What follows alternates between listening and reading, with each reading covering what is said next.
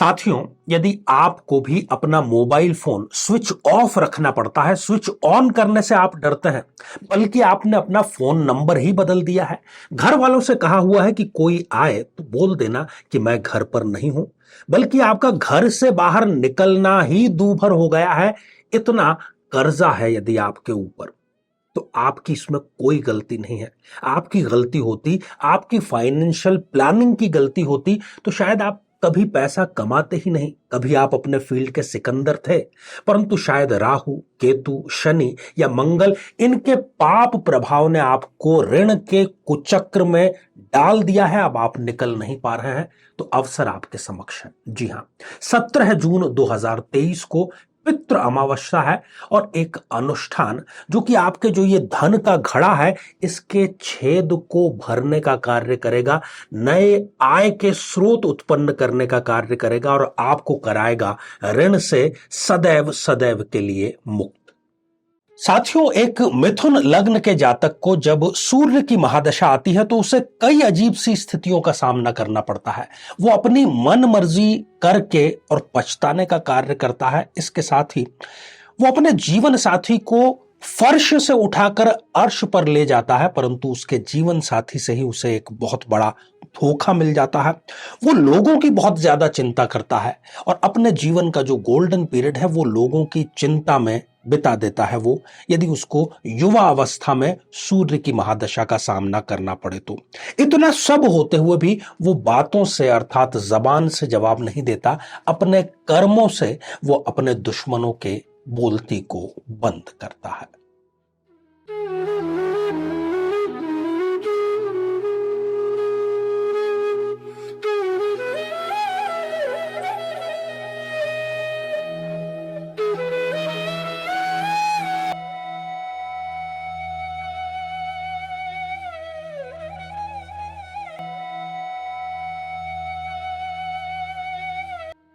तो मेरे बहुत ही प्रिय और बेहद सम्मानित साथियों, हृदय की असीम गहराइयों से अभिनंदन, बहुत बहुत हार्दिक स्वागत। साथियों, सूर्य की महादशा पर चर्चा चल रही है और आज तीसरे लग्न अर्थात मिथुन लग्न की हम चर्चा करेंगे और मिथुन लग्न में जानेंगे कि यदि व्यक्ति को सूर्य की महादशा आ जाए तो उसको किस किस स्थितियों का सामना करना पड़ता है।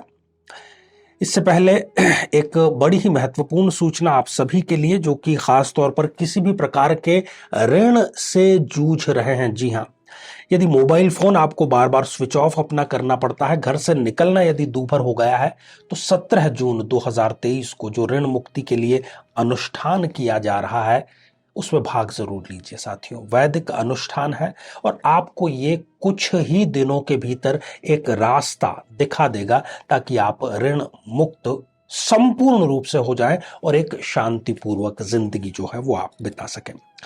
तो मिथुन लग्न और सूर्य की महादशा पर हम चर्चा करेंगे और अंत में आप लोगों के जो कुछ कमेंट्स हैं उनको भी शामिल करेंगे। तो आइए साथियों, एक मिथुन लग्न की जन्म पत्रिका पर दृष्टिपात करते हैं और जानते हैं कि कैसी रहेगी सूर्य की महादशा, क्योंकि सभी स्थितियों में रिजल्ट अलग अलग होते हैं। मिथुन लग्न है, सूर्य की महादशा एक जैसी सबके नहीं रहेगी। मिथुन लग्न में सूर्यदेव कहां पर विराजमान है, किस भाव को वो देख रहे हैं, इस पर काफी कुछ डिपेंड करता है। तो शुरुआत करते हैं लग्न से ही।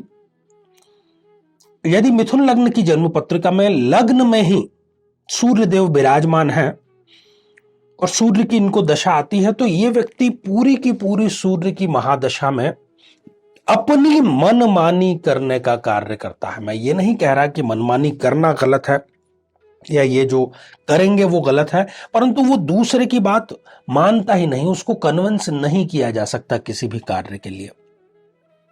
सूर्य इनको बहुत कुछ देगा, सफलता के स्तर पर बहुत कुछ देगा, संघर्ष के रास्ते से होते हुए इनको सफलता तक वो लेकर के जाएगा। यहां बैठ करके सूर्यदेव सप्तम भाव को, जो कि वैवाहिक जीवन का भाव है, उसको देखने का कार्य कर रहे हैं। यदि ये कुंडली ठीक से नहीं मिलाते हैं तो ये सूर्य की पूरी महादशा में अपने जीवन साथी को आगे बढ़ाने का कार्य करते हैं। जीवन साथी एक शब्द का इस्तेमाल मैं कर रहा हूं, ना लायक होता है, उसको लायक बनाने का कार्य करते हैं। परंतु अंत में इनको उसके बदले में कुछ भी नहीं मिलता है, बल्कि वो जो जीवन साथी है उसका स्वभाव इतना ज्यादा बदल जाता है और उसका जवाब यही रहता है कि तुमने आखिर किया ही क्या है मेरे लिए। खैर साथियों, यदि सूर्यदेव धन भाव में विराजमान है तब भी वो रिजल्ट आपको अच्छा प्रदान नहीं करेंगे, क्योंकि वो यहां पर चंद्रमा की राशि में चले गए हैं। ऐसा जो व्यक्ति है वो लोगों की बहुत ज्यादा परवाह करता है, अपने परिवार वालों की भी, सोसाइटी वालों की भी, कि ये करने से लोग क्या सोचेंगे, करना चाहिए नहीं करना चाहिए। अपने घर वालों मतलब उसके जो कुटुंब के लोग हैं, भाई हैं, भतीजे हैं, उनको वो किसी भी कार्य के लिए मना करता ही नहीं है। अपना नुकसान करके भी वो उनका फायदा करने का कार्य करता है, बदले में हालांकि उसको सिवाय अपयश के और कुछ नहीं मिलता है। साथियों, यहां बैठ करके जो सूर्यदेव है वो अपनी सप्तम दृष्टि से ससुराल पक्ष का जो भाव है, मेहनत का जो भाव है, अष्टम भाव जो है, आयु का भाव है, उसको देखने का कार्य करते हैं। तो यहां पर भी इस दृष्टि से भी उनको कोई लाभ नहीं मिलता, परंतु हाँ वो अपने ससुराल पक्ष को एक प्रकार से अनदेखा करने का कार्य करते हैं और अपनी सफलता से उनको कहते हैं ना कि उत्तर दिया, इस प्रकार का वो कार्य करते हैं। और ससुराल से उनकी लगातार अनबन रहती ही रहती है, खासतौर पर सूर्य की दशा में तो बिल्कुल उनकी नहीं बनेगी ससुराल पक्ष से। साथियों, यदि सूर्यदेव पराक्रम भाव में, अपने ही भाव में आकर के बैठ जाएंगे तो ये इनके जीवन की सर्वोत्तम दशाओं में से एक दशा रहने वाली है। इस पूरी की पूरी दशा में भाग्य की जो लगाम है इनके हाथ में रहती है। काम ये सारे के सारे अपनी शर्तों पर करते हैं, किसी का निर्देश मानने का कार्य नहीं करते हैं, और कई बार ये गलत भी कार्य कर लेते हैं, रिस्क उठा करके भी कार्य कर लेते हैं, तो उसमें भी इनको सफलता मिल जाती है। यहां से जो सप्तम दृष्टि इन्होंने भाग्य स्थान पर डाली तो ये इनको विदेश यात्राएं, छोटी बड़ी विदेश यात्राएं, पर्यटन, इन सब से जोड़ता है और भरपूर ये कार्य करता है। धर्म को लेकर के हालांकि थोड़े से तार्किक विचार इनके होते हैं, नास्तिक तो नहीं कहा जा सकता परंतु तार्किक ही होते हैं। साथियों, यदि सूर्यदेव चतुर्थ भाव में जो कि सुख भाव है यदि यहां पर विराजमान है तो ऐसा व्यक्ति सूर्य की दशा में जितने भी निवेश के कार्य करता है, जितने भी संसाधन वो खरीदता है, गाड़ी, घर, कुछ गैजेट्स, उन सब में सिवाय नुकसान के उसको और कुछ भी नहीं होता। इवन सरकार से भी इसको कष्ट उठाना पड़ता है। यहां बैठ करके सूर्यदेव कर्म भाव को देखने का जो कार्य कर रहे हैं तो इनकी कोई भी योजना वो पूर्ण नहीं होने देता। अपने कार्य को, अपनी आजीविका को लेकर के जो भी इनकी प्लानिंग होती है वो सूर्य की महादशा में कभी कंप्लीट नहीं होती, सदैव वो इनकम्प्लीट ही रहती है और सम्मान से भी इनको हानि जरूर होती है। साथियों, यदि सूर्यदेव पंचम भाव में विराजमान हो जाए तो यहां पर आकर के वो हो गए नीच राशि के, तो संतान में समस्या देंगे, संतानहीनता की स्थिति ला करके वो पैदा कर देंगे। प्रेम में सफलता तो दे देंगे परंतु उस प्रेम को वो परवान नहीं चढ़ने देंगे, प्रेम को अधर झूल में लटका करके रखने का कार्य करेंगे। यहां बैठ करके इन्होंने मेष राशि को देखा, अर्थात आय के भाव को, तो ये लोगों के तो कार्य करा लेंगे, जिस किसी भी पद पर हैं, जो इनके पास में अथॉरिटी है, ये अपने लिए उसका यूज नहीं कर पाएंगे, सदैव दूसरों के लिए ही ये उसका यूज करते रहेंगे।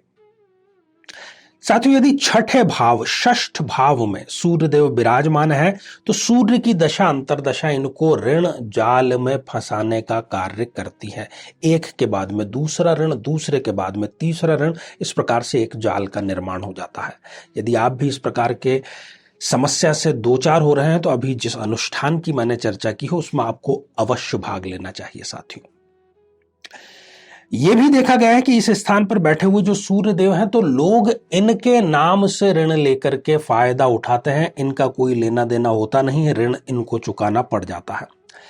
अपना कहते हैं ना कि पेट काट काट करके ये खर्च करने की स्थिति यहां पर पैदा कर देते हैं, और ये यदि किसी को मदद करने के लिए पैसे उधार दे वो वापस कभी इनको पैसे लौट आता नहीं है। साथी, सप्तम भाव में यदि सूर्यदेव विराजमान है तो फिर वही बात एक और दोहरा दूं कि यदि कुंडली ठीक से नहीं मिलाई है, गुण मिलान को मैं कुंडली मिलान कंसीडर नहीं करता, तो इनका जो जीवन साथी है वो सूर्य की दशा में इनको छोड़ करके अवश्य चला जाएगा, इसको कोई रोक नहीं सकता।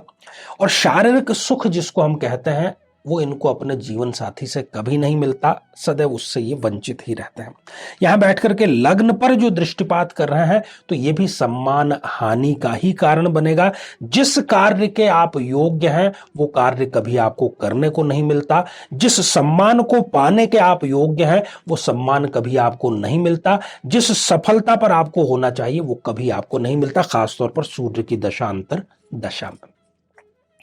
साथियों, यदि अष्टम भाव में सूर्यदेव विराजमान हो तो ऐसे व्यक्ति को सूर्य की दशा अंतरदशा में ससुराल पक्ष से मान हानि का सामना करना पड़ता है। साथियों, अपनी मेहनत का तो खैर उसको कोई लाभ मिलता नहीं। यहां से बैठ करके जो वाणी के भाव को, द्वितीय भाव को सूर्यदेव ने देखा तो इनकी जो वाणी है वो अननेसेसरी उग्र बना दी जाती है, अननेसेसरी क्रोध इनको आ जाता है, अपशब्दों का ये प्रयोग बहुत ज्यादा करते हैं और अंत में सिवाय पछतावे के उसमें कुछ और हासिल नहीं होता है।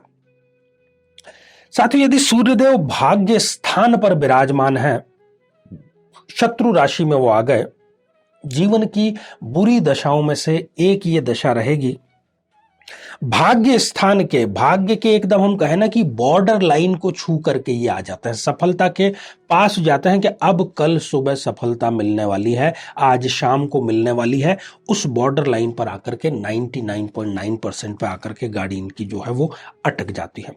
इनकी योग्यता का लाभ अन्य लोग उठाते हैं निश्चित तौर पर, परंतु ये दृष्टिपात जो अपने स्वयं के घर पर कर रहे हैं तो उससे संबंधित लाभ इनको जरूर मिलता है। भाइयों का सहयोग इनको सूर्य की दशा अंतरदशा में मिलता रहता है। साथियों, यदि कर्म स्थान में सूर्यदेव विराजमान है तब भी इनको अच्छा रिजल्ट नहीं मिलेगा। सम्मान में इनके निरंतर हानि होती रहेगी सूर्य की दशा अंतरदशा में। यदि कोई प्रमोशन होने वाला है वो सूर्य की दशा में नहीं होगा। यदि कोई परीक्षा पास करनी है सूर्य की दशा में नहीं हो पाएगी।